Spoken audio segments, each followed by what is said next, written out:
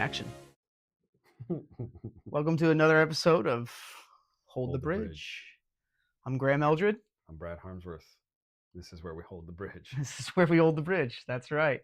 Today we are talking about economics. We're going to talk about the economy. We're going to talk about our economy. We're going to talk about our grandparents' economy. We're going to talk about the difference. We're going to talk about what people are facing today, what the problem is, and then we're going to discuss solutions, what we see as solutions. So I'm going to lead. There was a post that I saw, and I'm going to ruffle some feathers here, as always, but it's necessary. And the post said this, and then I'm going to give you some statistics because, again, we try not to base things just off of opinion and worldview. We try to also base things off of facts, statistics as best we can, knowing that a lot of statistics are made up, but there are some statistics that are not made up. Okay, so we're going to try to stick to facts. So here was the post. It said the dual income household didn't liberate women. It inflated housing prices, created the childcare industrial complex, and turned every family into a tax bracket. 2 incomes later, you're still broke, just busier. I don't know about you, but I loved reading. I was like, oh my gosh, that's so true. It's pretty true for most, yeah. Our grandparents and great-grandparents were able to buy a house, Right. provide for a family, take care of that family on one income. Right. That is now, for the average American, impossible. Yep. Nearly for the average American. Now, obviously, there are professions Right. that wealthy people exist in, or the higher percentages or the smaller percentages. But the more upper class families, they can still have a one income household and they can make it work. Right. And there's a median income level. Do you know what it is statistically? I don't know exactly what it is, but I know it's above 6 figures typically. Right. It's no longer below 6 figures, but you now have to be over the 100K a year mark to, like, you could do it for less than that, but it would be tough. Right. You can pull up if you even Google minimum livable income, you'll get maps of the U.S. Right. telling you state to state different by what state. it is. And I usually take those numbers and say, well, what are they basing as their needs? Right. So, and chop a whole bunch of money off of that, but it's still big. Yes. It used to be 75,000. There was a statistic that if you were below 60 to 75,000, you weren't really that happy. Right. And this was a happiness statistic. Right. That was like 10 years ago or more. It is now significantly higher than, and it was interesting from once you got from 60,000 to 120,000, there was an increase in happiness in there based on freedom and ability to do extra things.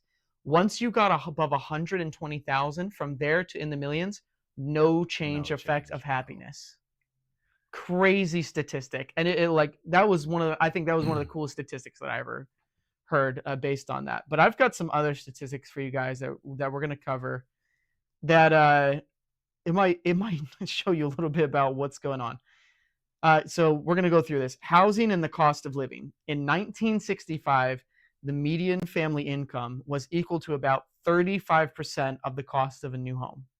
Okay, so 35% of your annual median family income, you could do a new home. Okay, today it's closer to 26%. Okay, so we've had a big shift there. Okay, making home ownership significantly less attainable. Since 1980, U.S. home prices have risen roughly 551%. 5.5 times. This is from 1980, not even 1926, 1930, 1950 of like our great grandparents, but 1980, not that long ago. Okay, 551% increase in housing costs. Do you know what the average income during the same time, what the increase was?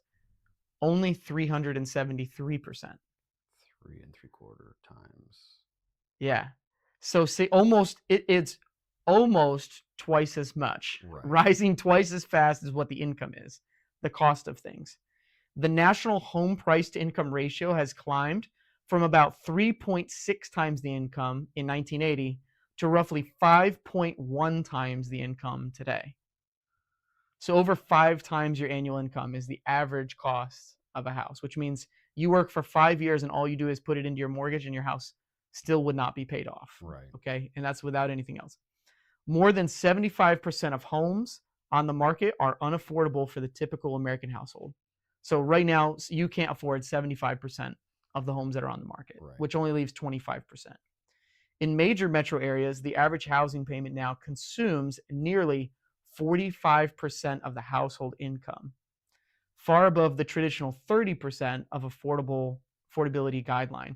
Do you remember when they were telling you, like when you go for an apartment, they're like, it needs to be about 30% of your income, Right. right? So whatever you're making, you can afford about 30% of that in rent. It's now almost physically impossible to do that, statistically speaking. Most people can't look at it and say, okay, 30% of my income, that maybe you're looking at what, $1,000 rent for a lot of people at that statistic. Maybe. I mean, you're regular. What I find today, you're regularly looking at 2 income households, and 1 income is just to pay to live, just to live in the space. Right. It's just covering the mortgage. Right. And just to pay for the space that you spend the majority of your time out of Right. paying for. So you're paying for a house that you're not even hardly at. Right. Raising children, we're going to get there in a second, but raising children that aren't even in your home most of the time. Right. So you're not even living there, you're not eating there, you're just coming there to maybe eat and sleep. Right. And then mow the lawn on a Sunday, or do, like we talked about this on our last podcast about how all of this ties into taking away from community. Yeah. Let's talk about anything you want to talk about with housing, with those statistics. Not yet. Okay. Let's go on to childcare and raising children.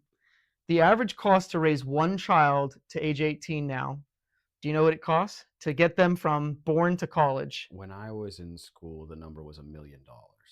From born to college? This says on average it's 300,000. Oh, okay. That could be totally wrong. Right. It could be totally wrong. You also grew up in British Canada. Columbia. I grew up in Canada. You grew up in the most expensive Yeah, part I of grew up Canada. in the nice, most expensive city in the So in the north. It could be true for where you grew up. And we're comparing Canadian to American dollars. Yeah, that's true. So let's say it was $500,000. That would be closer to accurate, depending on where you live. If you live in Pennsylvania or New York, places where things are really inflated, it could certainly be much higher. If you live in Missouri or Kansas or Alabama or Louisiana, probably a lot lower. Right. Probably a lot less. And it also is going to depend on, are you putting your child in a prep school, or are you just putting them in public school, or do you eat organic? Okay. So wait, there's more. Parents spend an average of 22.6% of their income on raising a child.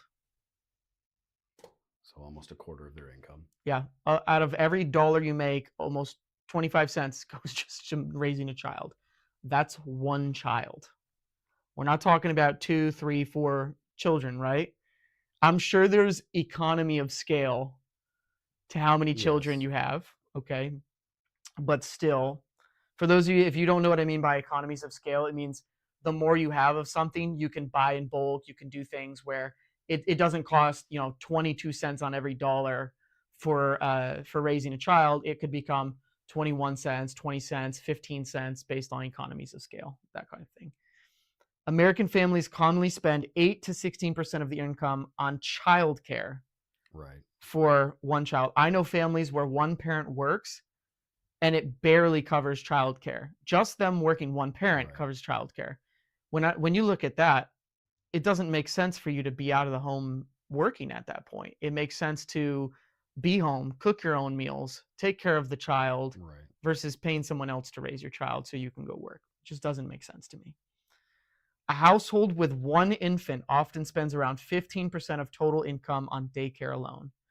The federal affordability guidelines say childcare should cost no more than 7% of household income, yet many families pay far more than that. Let's talk about single parenting now, statistics. If you are a single parent, these are the statistics. If you are looking at becoming a single parent, these are the statistics. Children living with a single parent are more than 3 times as likely to live in poverty as children living with two parents. About 31.7% of children in single parent households live below the poverty line, compared with 9.5% of children in a two parent household. Single parent households are between 3 and 6 times more likely to experience poverty than two parent households. Single mothers have a poverty rate around 28%, compared with roughly 5% for married parents. Childcare costs consume up to 75% of income for some single parent households. Family structure changes. In 1960, about 88% of children lived with two parents. 88% lived with two parents in 1960. Today, that figure is closer to 69%. I think it's actually, I think Way that's less than that. I over. think that's too much. I think that's too generous of a statistic. I believe it's actually less than that. If 50% of households are getting divorced, Right. statistically, you're probably much lower than that. Well, but that just says two parent households. That doesn't say it's the mother and the father together. True. So their step parents is a massive That's number. that is true. Two parents working together. That's you're right. The share of children living with a single mother has nearly tripled, rising from 8% in 1960 to roughly 23% today. 23% of children today. That's almost a quarter. That's 1 out of 4 children living with a single mom. That's crazy. So what happened? Here's my question. There's an obvious problem here. Inflation is increasing, the cost of everything is going up, but the income is not going up. Working your average job. Right. Okay. So that's an issue. Did the issue come from, was it the chicken or the egg? Is it the fact that, let me just come straight out about it. Did feminism cause this? Or is it a natural byproduct of things became more expensive in our country? Did it have to do with getting off of the gold standard? Like, where was the shift? What happened? Which came first? Did feminism come first or did inflation come first? You're asking me. I'm asking you and the audience. So I think different pieces have different.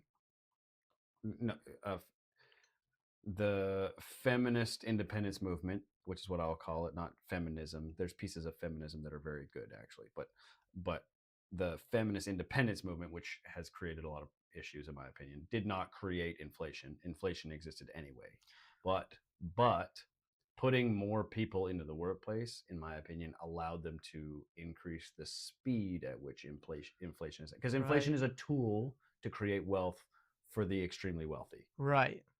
It takes wealth from the not extremely wealthy, but it creates it for the extremely wealthy.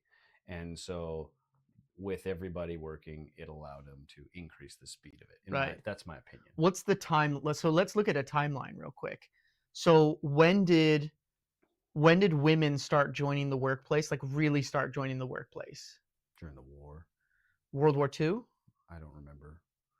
So are we talking 1945? Well, men were off, like men were out fighting, Yeah. and women start working in the factories. Mhm. Did women go back to the house after that? And like in 1950s, 1960s, did things shift when men came back and the war was done? It's not Like there's my, always been a war, but I'm it's talking not about like my the major area wars. of, like, the history I studied is not that era. So Interesting. When did we go off of the gold standard? oh, I couldn't give you the year. Is that in the 70s? It was,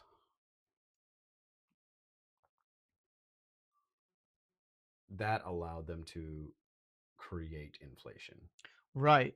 I'm trying to get my timeline straight here on this because now I'm like my brain is turning as we're talking about this. Right. Something occurred first, which was the catalyst for all the other things. Let's see. 1933, Americans could no longer redeem dollars for gold. Yes. 1944 was the Bretton Woods system. 1971 was the Nixon shock. Yeah, so 1971 I think is like the real blow. So there was a couple things along the ways. 1944, Bretton Woods. That was when foreign governments can exchange U.S. dollars for gold. The dollar became the world's reserve currency, and gold was fixed at $35 an ounce. Can you imagine? But they also made it illegal to buy and own. Oh, that was during that same time, which is the difference with a gold coin that has a dollar value amount attached to it and just a chunk of gold, like a gold coin that doesn't have a dollar value amount on it versus one that does, Yeah, which is a whole conversation. the law was you couldn't own bullion. So Interesting. gold that had no monetary value outside of its own self. You couldn't own it. Illegal. Couldn't Government. own it. It belonged to the You government. were only allowed to have collectible or currency. Right. Which is why buying gold with a dollar value attached to it Stamped from a mint means matters. they cannot come and take it That's correct. legally. There's a little gold nugget for you. So the Nixon shock was when he announced the U.S. would stop allowing foreign governments to redeem dollars for gold. And that is the actual date is 1971. Now, interestingly, when did the feminist movement start? It was right around the same time, isn't it? No, I mean, we're trying to. I don't think we should be trying to pick a date over something that has built over a massive amount of time. Right. Like you can, if you instead of looking up what you're looking up right now, look up when did America go off the gold back currency. You'll get a date. Yeah, and it was Because there was a 1970, like in that right in there with Nixon. There was a president who was Yeah. like, "We're not doing this anymore." That's Nixon. So that's what we just covered. The first wave of feminism is much earlier than that. It's 1848 to 1920. It was during that era was when it like kind of started. So World War One. Yeah, and then the second wave, which is when it really became popularized, like modern day feminism started, was 1960s to 1980s. Right. So it's during that same exact era. We have like a couple things that are happening all at the same time during that time frame where we're no longer on the gold standard, and now you have this thing happening at the same time of women should go out and get a job and work and have independence and all that, which I'm not saying that that's wrong. I'm not saying that, but I'm just looking at it and I'm saying what are the consequences of everything that happened there, and we're now paying for it now. Yes. We're dealing with consequences. There's a problem now, clearly. Because if you ask the viewers on the podcast, how has this affected your life? What does it look like? And everybody's going to talk to you about gas prices. They're going to talk to you about the price of food. Right. I don't know about you, but like I went and got some groceries earlier this week. Do you know how easy it is to get $75 worth of groceries? Yes. One bag. I had one bag of groceries, $75. Yep. That's insane. Yeah, because we ate organic, but for a family of four, we were paying $400 to $500 a week. Right, to eat all organic. To eat all organic. To eat as clean as you possibly technically could out of buying out of a supermarket or a store. Yep. You are paying out the wazoo. So it's becoming harder or impossible to get a house. It's becoming harder or impossible to eat clean. Yes. So what else is becoming harder because of this? Harder to travel. Right. Travel's become more expensive. So now you got to make more money to now afford your house, afford groceries, and go on vacation. Right. What other side effects are there from this? I mean, everyone has less money is the side effect. Everyone's more stressed, higher cortisol levels, health is declining.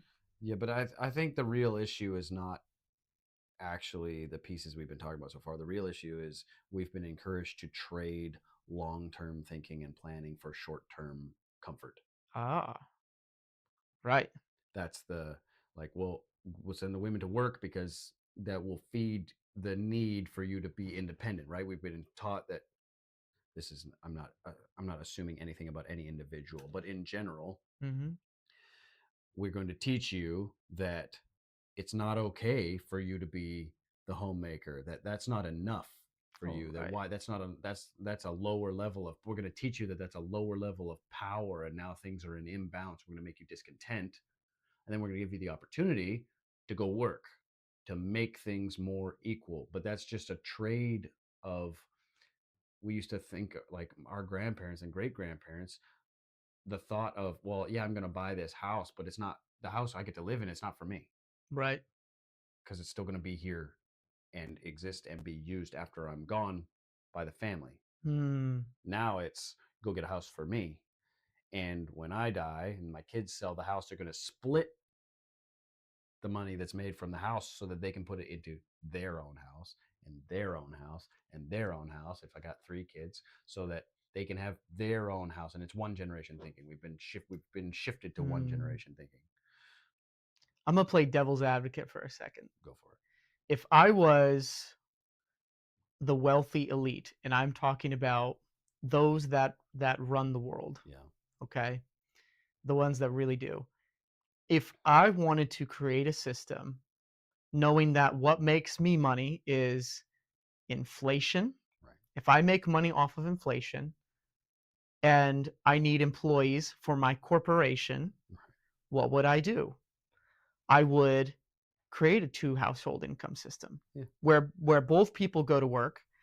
Now your children are now being raised by the corporate system, public school, not private education, not homeschooling, not being taught by you, but they're now being taught by the system. Yep. So that way they can be raised up to be a part of that same system, Yep. which creates inflation, creates all sorts of issues, but it makes me money. Yep. If I was playing that game, I would do exactly these things. Yes. You're asking the right question. It's exactly the correct question. That's a problem. Yep.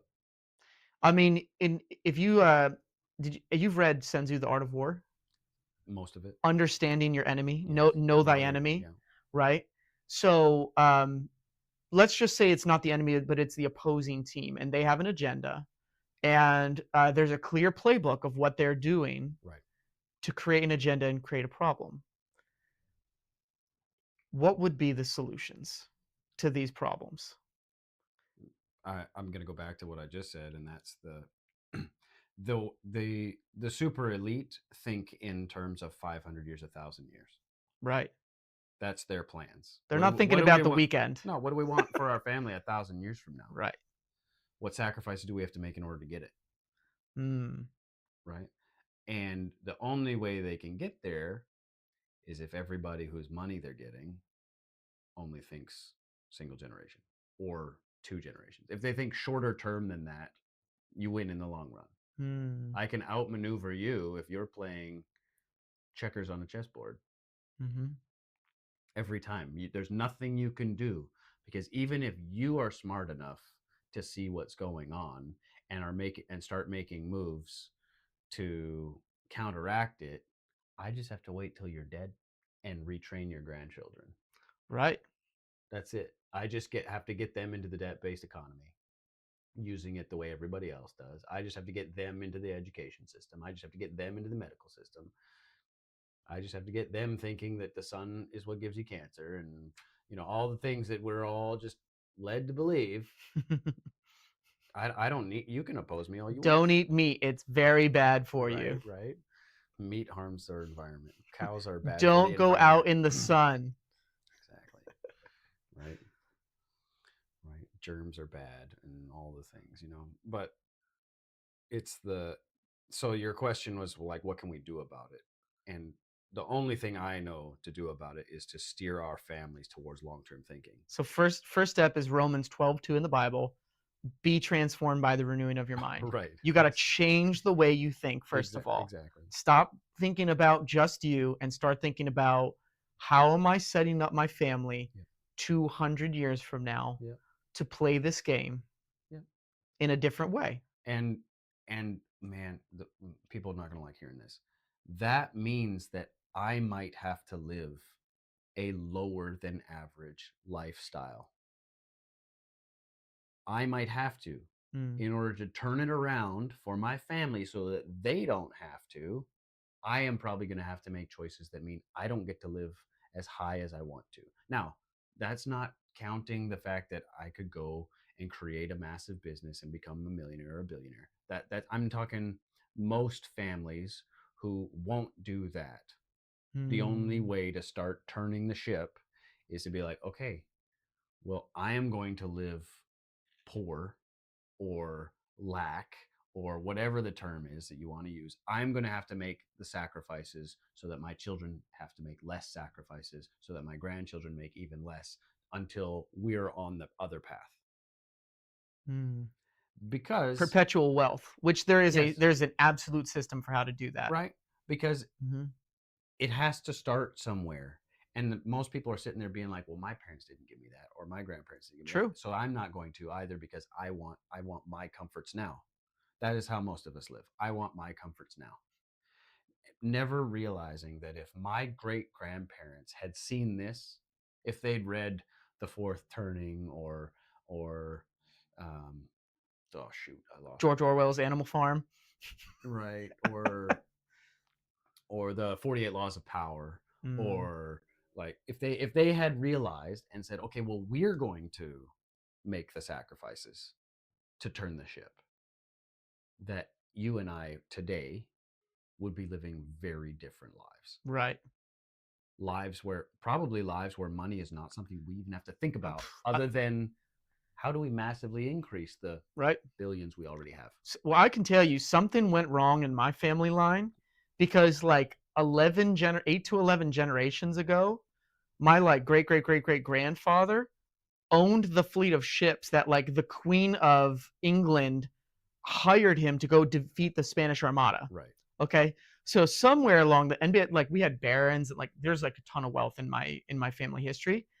That all disappeared somewhere along the line. Right. Somebody stopped passing it along. Right. Someone made a decision, and they didn't mess it up, but they messed it up Right. for the like. We now had to figure out how do we get this back into the flow here. We got to shift something, right?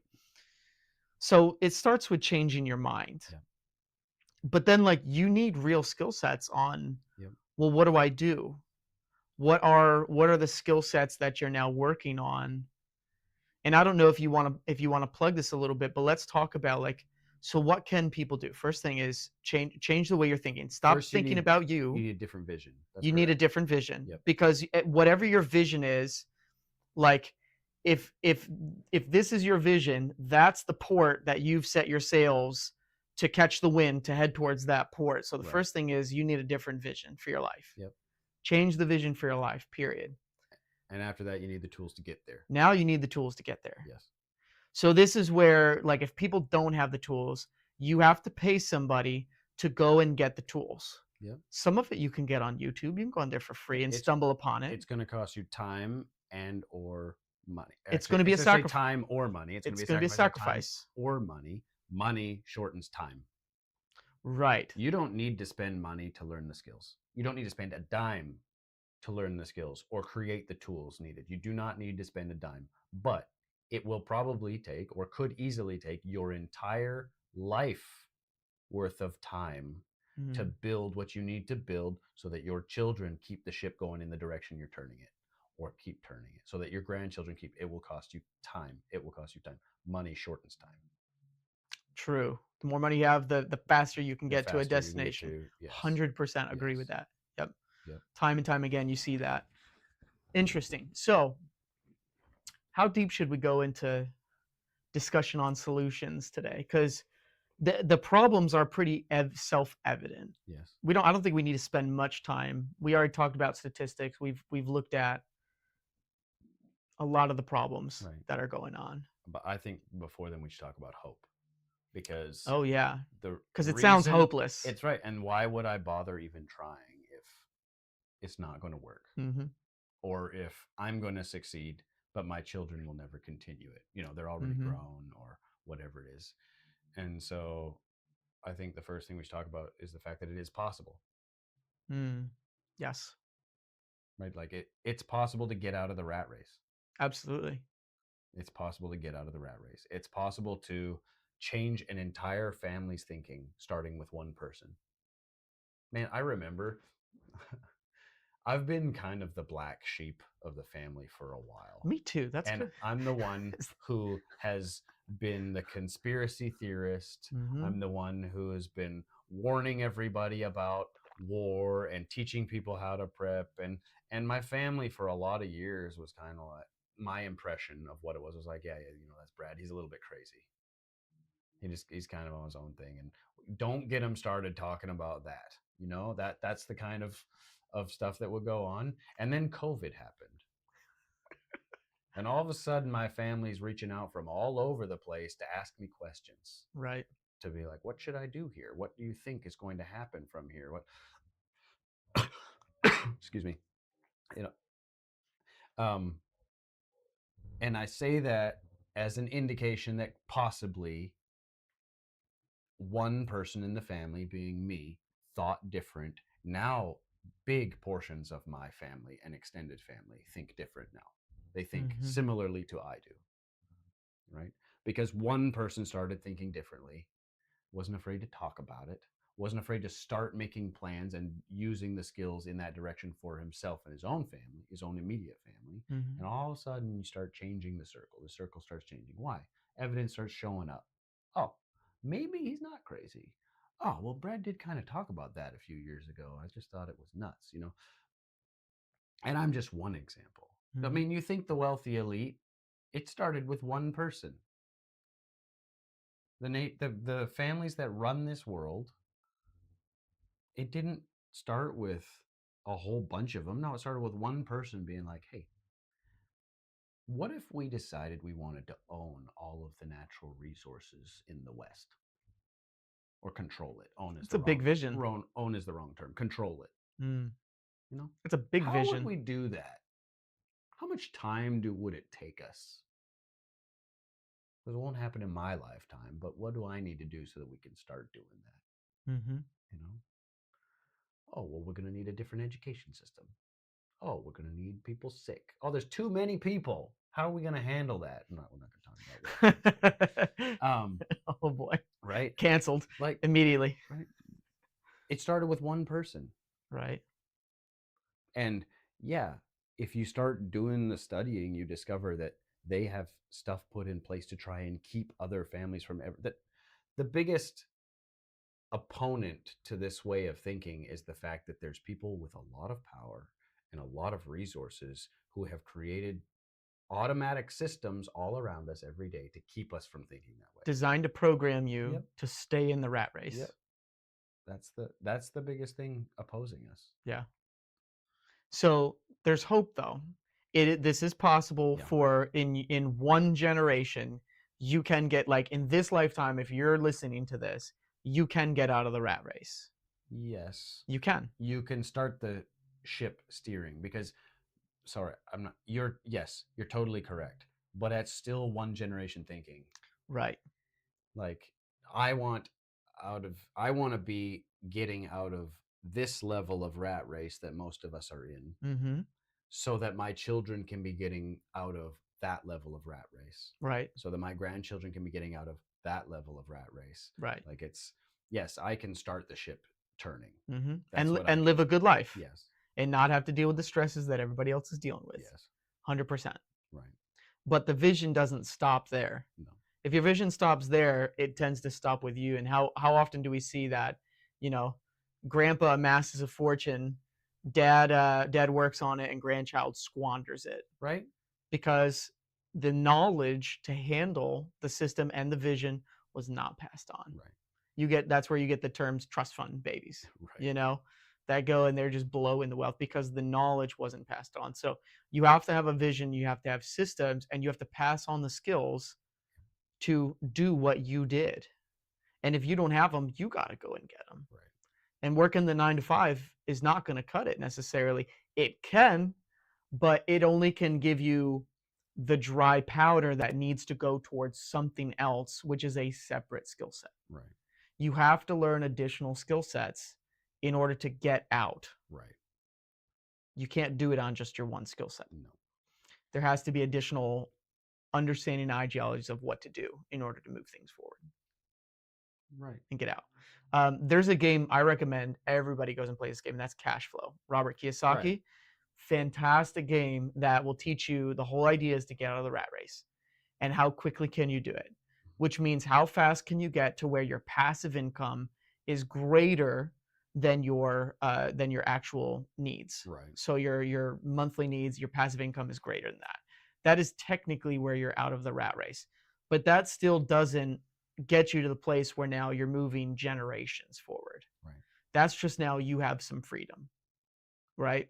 So that's actually the starting point of the game. The whole first part of the game is just getting out, and then there's a whole nother game that you enter into, which becomes about investing and multiplying and building businesses and all sorts of things. But it doesn't even begin until your passive income is greater than your monthly needs. Right.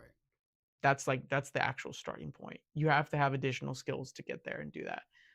I will tell you, the best way I have found in that game to do it is through stocks. Right. You buy the stocks that are super low that we're trading in a range, and you buy it at the bottom of the range, and then it goes up. You sell it. You have a chunk of money. Now you can pay off all your debt. You have a whole chunk to now invest, and then you reinvest that into a passive income stream, a business, and boom, you're out of that rat race Right. immediately. Real estate was the longest way to get out of the rat race. Interestingly, Right. when you think about like you get a house and then you now take that house, you rent it out to renters. You're really only getting like a few $100 maybe at the end of the month that are like surplus that can go into an account that are like technically passive income, right? Right. It's actually very low considerably. Then you have to get a whole bunch of those, and the process just takes a really long time versus stock market's one of the fastest ways. Buying a business and selling it, that's like we were talking statistically before on the podcast, the amount of millionaires that get made, right? And it was the Starting a business was number one thing was starting a business. Yeah. Like figure out a business that you can do. I remember somebody said something when I was in this business before, and they said that your 9 to 5 pays the bills, but your 5 to 9 builds the empire. Right. Which really, the 5 to 9 gets you out of the rat race. It doesn't build the empire; it gets you out of the rat race. But it's the same concept. Is if you have 9 to 5 to work, and you're in the rat race, you need to be sacrificing and putting extra time into doing something, learning something to get out of the rat race. Right. Otherwise, you and your children will remain on that hamster wheel working for the corporation, Right. working for the man, getting hosed. um, so you have to have additional skill sets, Yes. but you can do it. So let's talk about. I want you to plug Kingmaker for a second because there's people that they don't like. They've never. There's a terminology for this, but they've never even thought. Most people don't think past like they're like I just got to finish for the week and get to the weekend and then relax. That's the average person. And I'm not condemning anybody. All I'm saying is that is the average. Like we're just trying to make it through the work week, get to the weekend, or get to the next vacation. That's how humans right now currently think for the majority. People don't even know how to think 200 years out. That's correct. You do. Yes, I do. You studied this. You became an expert on how to do this. So you have an event that you literally teach people how to think this way, Well, starting with the man. we build the when I talk about this whole episode, we've talked about thinking long term versus single generation. Yes. That's the difference between thinking about my home or thinking about my kingdom. Right. Right. If I think in terms of kingdoms last beyond the people who exist in them. And so Kingmaker is about setting up the foundations of a kingdom, both how we're going to think about it, what its actual values are. That's what Kingmaker does is we create community like we talked about in the last episode that we can trust so that we're not doing it alone. Right. Right? Because what's the point if we're doing it alone? So that together and individually, but individually alongside other kings, we can create long-term kingdoms. We create the pieces that will exist long after we're gone. Yes. That is the purpose of it. Is let's start multi-generational thinking right now. Figure out where we want to steer this ship to, whether we get to finish it in our lifetime or not. Let's figure out where we want the ship to go. And figure out what is required to get there. you set up your kingdom, you've set up a map for your children and your grandchildren, your great grandchildren, and maybe they're them and they decide to burn the map. That's totally impossible. But right now, what we have is nobody making a map for their children. No, I figured it out on my own. You're 18, out of the house you go. Figure it out. I don't. Because that is the way it is, the wealthy elite just keep getting wealthier. Right. That's it. And I say this at every Kingmaker. I don't think I could ever build my family to the place where we could challenge the current wealthy elite. Yeah, because how do you catch up to that? You can't. I don't think we can. Right. But I sure as hell can copy them. Right. That is what we do at Kingmaker. We copy the elite. The elite have systems set in place for their personal identity. They have systems set in place for their family identity. They have systems set in place for their goals and how long term they look out at where they want the family to be and what they want the family to control and how they want the family to think long after the current generation is dead. 500, 1,000 years out from now, they know where they want the family to be. Mm-hmm. And they've put in place the systems to help that occur. The By the way, education systems, a the guaranteed wealth system, systems. Yes, especially when you look at like the whole life insurance policies, and right. that is a guarantee. They get Right. wealthier every time a child is born. They get wealthier. Yes, Why? Because they play the long game. yes. That Exactly. even that alone right there, which is just mind-boggling, is Right. is awesome. Which So we won't cover in this show, but that's what we do at Kingmaker. right. And we get the pieces that will get passed down generation to generation to remind there's so that there's always reminders of this is not just me. Mm-hmm. That is very deliberate because that is what it's about. It's about changing the mind. We already talked about that. We got to change how we think first.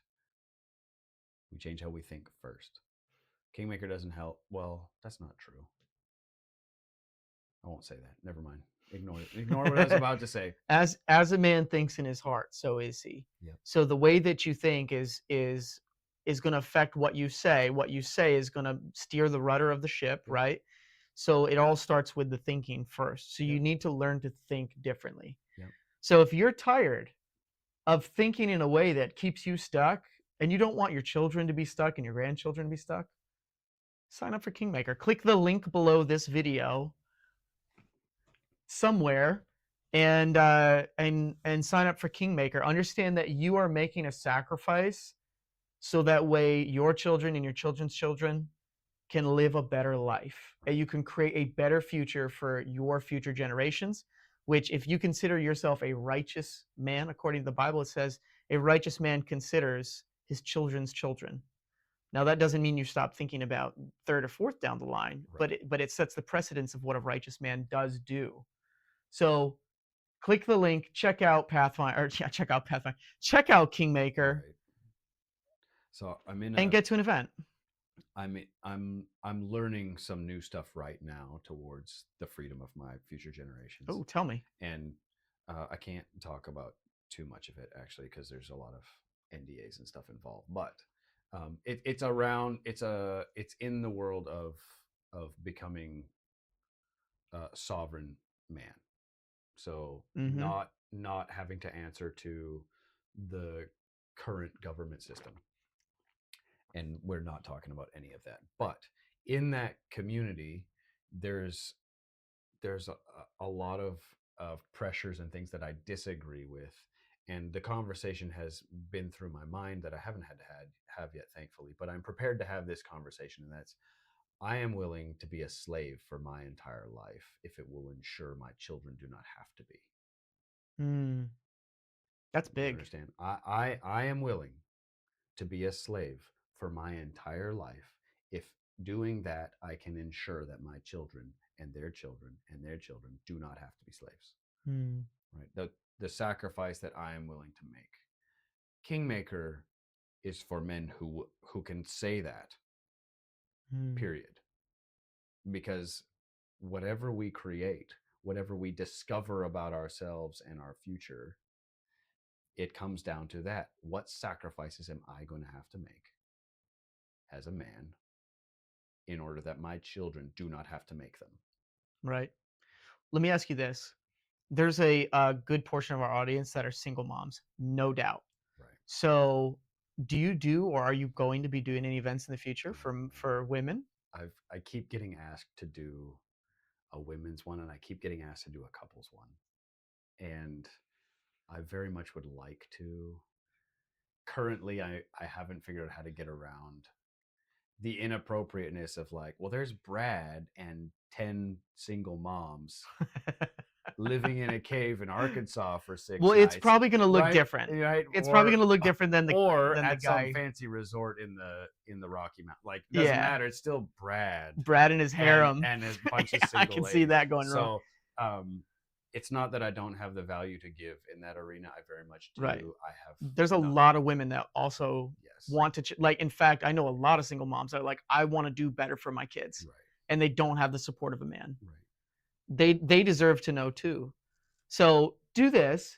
Comment below if you would like Brad to put on an event that's not exclusively for men, For men. learning, and it's not just Kingmaker. Is it called Queenmaker or? No, I cannot make queens. Oh, true. But we'll find a name for it. Slay Queen. I don't know. Put it in the comments below what you think he should name his event, and what that should be called if he did an event that's open to anyone. Because currently Kingmaker is men. It's a certain type of high caliber man That's correct. that wants to come and he wants to shift his future. He's willing to sacrifice, pay the high price, come Yep. and do it and go through it. And it's hard. Yep. It's not an easy thing. It's a difficult thing. But there's a lot of couples and women. There's people that want to do a Kingmaker event where it's possible maybe you open it up. Maybe you open it Right. up to a conference and it's men and women and it's open to, I mean, it could be a little sub Kingmaker, Right. right? I think that's a great idea. Put in the comments if you think Brad should do that. I think he should. This has been a great discussion today. Right. What else? Is there anything else we need to talk about? Yeah. Economics. I mean, there's a lot. This could be a multi-series podcast, but with episodes. We should probably talk about.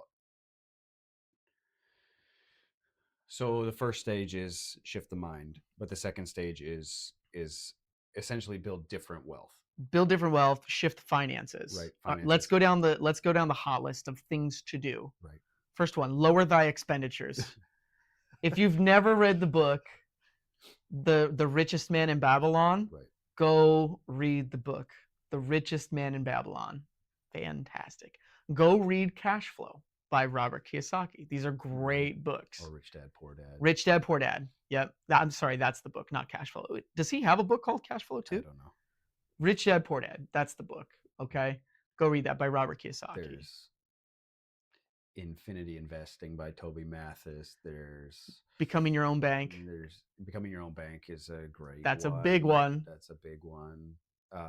True Wealth Formula by Hans Johnson. Yes. Excellent book. 100%. There's lots of resources out there for. There you go. There's 4 books to read right there. Changing how you think about, how you understand ways to change your wealth. Yes. I would say probably in my life right now, probably one of the most intriguing ways of changing it is what you're doing. Which is what? Which is showing people how to trade. Teaching people how to trade. Teaching people how to understand the psychology of the markets so that you can win inside the psychology of the markets. Especially right. There's never been a better time. Even just this week, we have the announcement of the release. There was a $25,000 limit for people that wanted to trade options. You had to have $25,000 in your account minimum. Right. They just wiped that out. Nice. People don't realize you can get into trading for as little as $200 now. Right.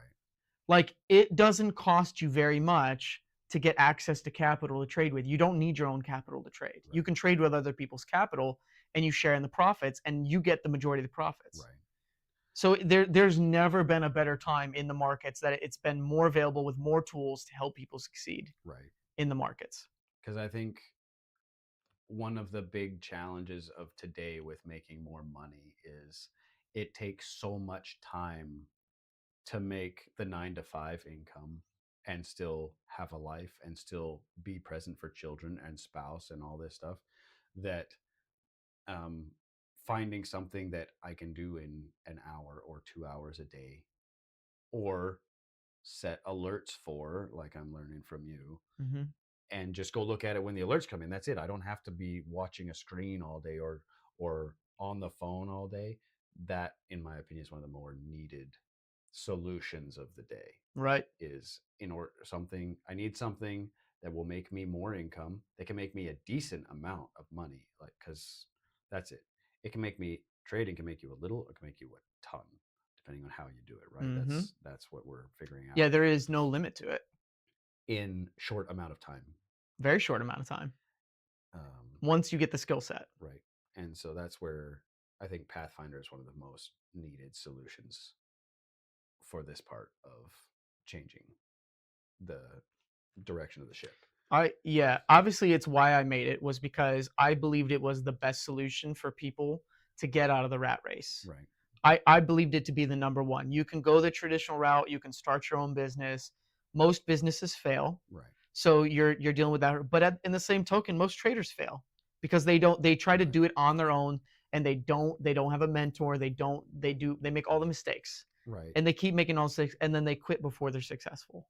Which is why it's important, regardless if you do business or trading or whatever you do, you need a mentor. Right. You have to have someone who has the success who can say, here's the mistakes to avoid and here's what you have to do in order to succeed in this. Right. And then you got to listen to them. Well, we're back to the time or money investment, Hmm. right? I think is it 2 to 4 years is where successful traders become successful traders. Yeah, the 2 to 4, statistic is 2 to 4 years. right? Yep. And I found that to be true even with a coach, Hmm. even with learning from you. Hmm. Like, it's still 2 to 4 years. Yeah, and you Doesn't can make some money in the meantime, but right, to consistently make money, right. the process is roughly 2 to 4 years. So we're back to steering the ship then. Am I willing to sacrifice 2 to 4 years of time and the money? And like, I'm not going to say how much it's cost me, but it hasn't been. There's a price. There's a price. It has cost me. Hmm. Am I willing to sacrifice that for the opportunity to make it so that my children never have to? Get out of the rat race. Exactly. Right. Um, My answer to that was yes. right. And you got to be careful what you say. Right. And this is funny. There was a story, Jay Bonham. Okay, this guy had made like $1 million in the first year of trading, and I remember I was learning from him, and I'm like, I remember I said this when I started. I said, if this guy can do it, I don't care if it takes me 5 years Right. to learn how to do this. I will not quit. Now, well, you know how long it took me? About 5 years. Right. So don't be really careful what you say. All right, speak Right. positive. This is only going to take me 6 months. you know, Right. speak life, or be careful what you say because God has a funny sense of humor Right. when you speak with your tongue and say things. Right. So it took me longer because I think I had more demons that I had to deal with. I think I had more skeletons in the closet and more pain and stuff than the average human being in some areas where I just had to work through it. Or maybe I'm just more stubborn. I don't know what it was, but I had to really work through some stuff in order to really get the hang of it. But now that's my passion. Right. Like that's what I think about. And when people think of day trading, they do think like you're sitting at the computer all day staring at a screen. That is not how we do it. Right. We set alerts. We do show up every day, but we're on the chart for what, an hour to 2 hours max. That's it.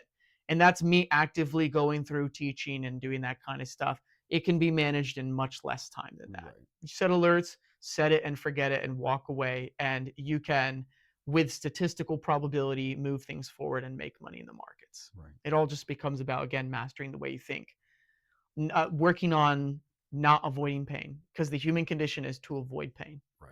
So my question to the audience is, how painful is it to be to know that you are working for a corporation right now and you are in the rat race and your children are going to maintain the rat race and statistically they're going to do worse than you do?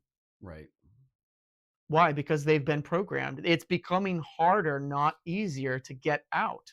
Yes. Well, we've become not lazy, apathetic. We become very apathetic. So if Mhm. we're sitting down at a table and I give you this obvious lie of you're not going to like that steak, and you know I'm lying to you because I don't want you to eat the steak, what's going to happen? If you tell me, I tell you you're going to hate that steak, and you know I'm lying to oh, you. I want to try that And steak. you know I'm lying to you because I don't want you to eat it. You're going to eat it, I'm going to eat that steak. right? Because you get upset. Even whether you were planning on eating it or not, you're now going to eat it because you got angry at me for lying to you, for manipulating you, right? But we're in this really interesting phase in society where we don't get angry when we're manipulated. Yeah. We don't get angry when we're manipulated. So if I can sit down, if we could all sit down, if all of us could sit down and realize that every time there's an ad on the street corner for free vaccine, they're deliberately trying to manipulate you. 100%. Every time Come get a free every sandwich time with your flu shot. they tell you, yeah, exactly. Every time they tell you that, you know, that two-income households is the way it's supposed to be. If you knew, well, they lied to that's a lie so that I'll go get a job. They want me to they're trying to manipulate me. If we started getting angry again at manipulation, everybody would be steering their ship. Hmm. Everybody would be willing to invest to learn a new skill. Right. Because it's like, well, they don't want me to. How They much? don't want me to because they want their children Right. to eat grass-fed bison every night. Mm-hmm. And to do it, they need to make sure mine don't. Yeah. Now we just sit there, oh, yeah, well, that's the way it is. Yep, that's the way it's always been. If we were willing to get angry again at being manipulated, like if I walked into your house and slapped you in the face, you would never, ever stand for it. Right. Except that it's happening every day, all day. The wealthy are doing it to the lower levels. Mm. They're slapping you in the face, telling you things that are lies. Right. So that you make decisions that benefit them and not you. Yeah. How much of it do you think is being overly entertained too? Like, you know that quote from the Roman Empire? Give them bread and games. And they'll never revolt? Yeah. Do you think that our generation is overly entertained and distracted? Yes. So that way we're kind of we just accept it? Yeah. How many hours a day do you scroll? Ooh, me personally? Don't answer the question. Don't answer the question out loud, but think about it. Well, it is convicting, always. Yeah. And it goes through cycles. Everybody, how many hours a day do you scroll? Right. A lot. Your phone will tell you, by the way. Why? You can go into settings and look. Yeah, because that's just games. Mm-hmm. That's entertainment. Oh, or watching other people live the life that you want to live. Right. You're watching somebody else go on vacation. You're watching somebody else hike mountains. You're watching somebody else go fishing and spear fishing, or doing this and that. You're being entertained watching somebody else live the life that you want to live because you're in the rat race. For all the hours that you scrolled that week or that day, you were not revolting. No. Why not put it into a skill set? Right. And because your brain recognizes satisfaction and that gives you dopamine, you know that, well, tomorrow if I feel discontent, I can just go back and scroll again. Right. I'm going to make a challenge to people on the spot here. I want you to go through and look at your screen time.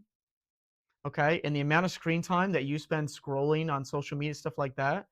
I want you to take that time, half of that time, whatever that time and that average is, you are now required, put the half of that into a skill set. Right. Learning a new skill set that can get you towards getting out of the rat race, whether it's trading or real estate or building a business. I don't care. Personal development, you must put that into something. If you truly want to get out and get free, take half of that time and go put it into something. Right. Every single day. Make the sacrifice. Don't accept what you're getting as reality. Right. I didn't accept mine.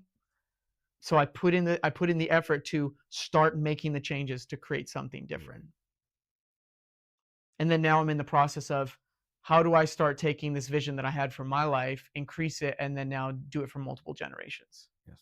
Right? How do I make sure my kids don't mess this up? Right. And their kids don't mess this up? How do you create perpetual wealth? Yep. That type of thing. This has been a great conversation today. I challenge you guys to start shifting your thinking. Kingmaker, the link below is going to be below this video in particular. The next one available is 2028. Currently. That's true. Currently. I suspect, I suspect there's a Kingmaker coming that's going to be a another type of event. I would suspect. Put it in the comments below if you'd like there to be. If you want to learn how to trade, you want to understand how to master the markets, you got to come check out Pathfinder. It's a low cost for a very high end skill set to come and learn how to do it. We have live events. I have one coming up at the end of June here. We have multiple live events typically over the course of a year. We have live trading every single day. We teach stocks, crypto, futures, the whole deal. Come learn a different skill set. Put that time that you've been scrolling into something else for literally less than a cup of coffee a day Right. to get free. Make the change. Hold the bridge. Hold the bridge. We'll see you in the next episode.